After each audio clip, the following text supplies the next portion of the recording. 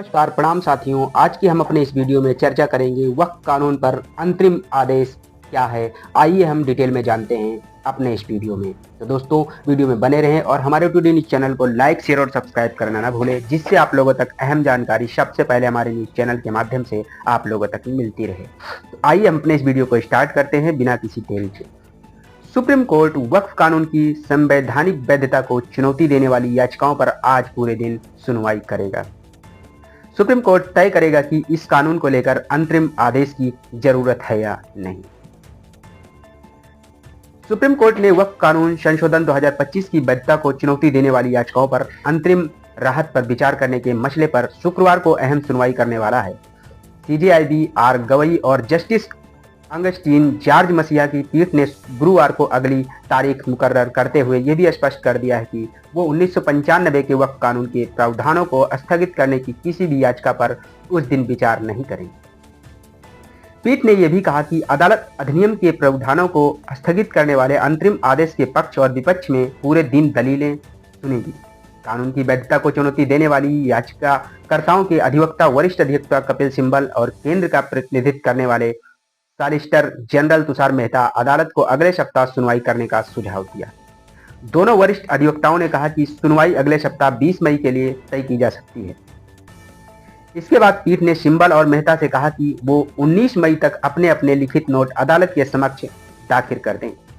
Bench के सामने एक अन्य पक्ष की ओर से पेश एडवोकेट विष्णु शंकर जैन के इससे पहले उन्होंने वक्फ अधिनियम 1995 के प्रावधानों को चुनौतियां दी थी। उन्होंने कहा कि नई याचिकाओं में उनके मुकव्विलों ने वक्फ संशोधन अधिनियम 2025 के विभिन्न प्रावधानों को चुनौती दी है। उनके मुकव्विल वक्फ अधिनियम 1995 के कुछ प्रावधानों से भी दुखी हैं, जिसे 2025 में संशोधित किया गया है। जैन ने बेंच से अनुरोध किया है कि उन्हें दलीलें पेश करने के लिए 30 मिनट का समय दिया जाए। इस पर पीठ ने जैन से पूछा कि आपकी शिकायत क्या है। उन्होंने वक्फ कानून न्यायाधिकरण को असंवैधानिक बताते हुए कहा कि ये अभी भी मौजूद है और अन्य कई धाराएं हैं जो कठोर और भी कानून में मौजूद हैं। सुप्रीम कोर्ट ने जैन से पूछा वो धाराएं कब से मौजूद हैं। इस पर अधिवक्ता जैन ने कहा कि 1995 से लेकर 2025 में भी वो अभी शामिल हैं। बेंच ने कहा अगर वो 1995 से अस्तित्व में हैं और उन्हें चुनौतियां नहीं दी गई और यदि उन्हें चुनौतियां दी गई थी तो कब दी गई थी, इस पर आप लोग विमर्श करें। इस पर अधिवक्ता ने कहा कि 1995 के अधिनियम को पहले भी चुनौतियां दी गई थी।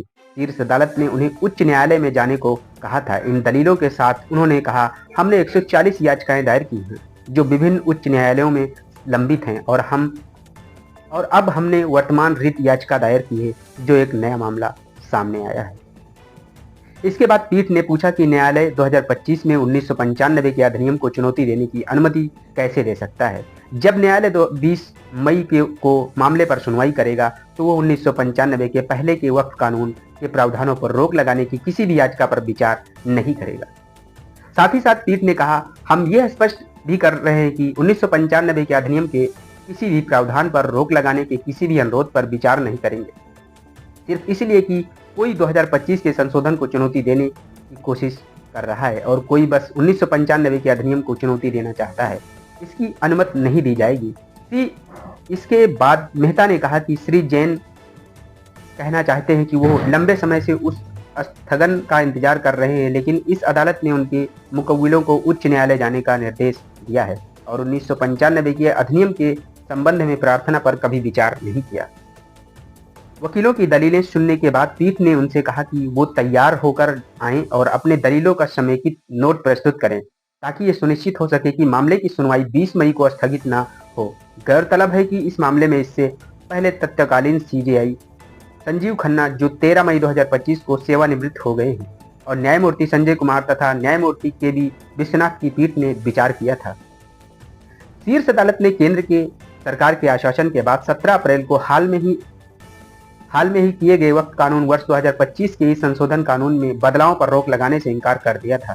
सरकार ने अदालत को आश्वासन दिया था कि वक्फ बोर्डों और परिषदों में कोई भर्ती नहीं की जाएगी और वो कर्ताओं द्वारा वक्फ के रूप में घोषित या पंजीकरण वक्फ संपत्तियों को अगली सुनवाई की तारीख तक वक्फ की संपत्ति बनी रहेगी और बदलाव नहीं किया जाएगा।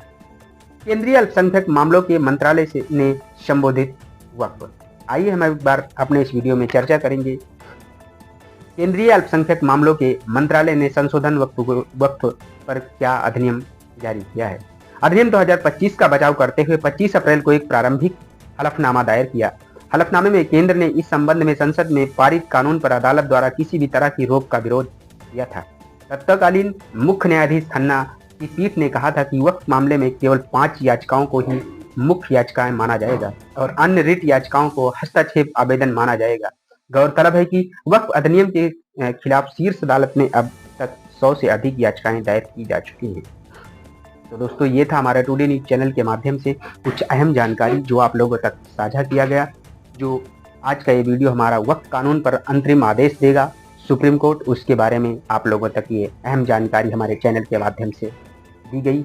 आप लोग कमेंट बॉक्स में जरूर बताएं हमारा वीडियो का जो एनालिसिस था वो आप लोगों को कैसा लगा। तब तक के लिए जय हिंद, जय भारत। मिलते हैं अगले वीडियो में।